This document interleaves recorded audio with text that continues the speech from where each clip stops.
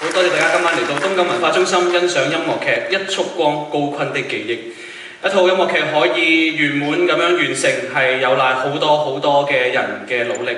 喺呢度咧，我哋要多謝一啲單位同埋團體。首先，我哋需要多謝文化體育及旅遊局、康樂及文化事務處，仲有委約呢個音樂劇嘅東九文化中心。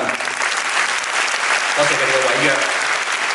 接住落嚟，我哋要多謝支持機構高坤慈善基金同埋佢嘅主席 Dr. Low， 亦都要多謝香港中文大學。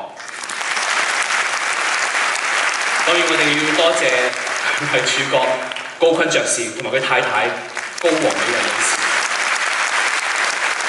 接住落嚟，請大家俾最熱烈嘅掌聲，多謝台上幕後舞台上面、左邊、下邊、後邊所有方向都有工作人員，超過接近100人嘅團隊，佢哋過去呢段時間裏面努力將呢一個作品呈現到大家面前。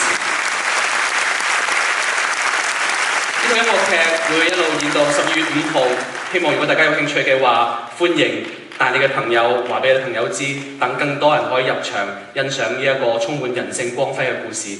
好多謝各位今晚嚟到東錦文化中心陪咗我哋一晚，感謝你哋，多謝各位，我哋劇場再見，晚安。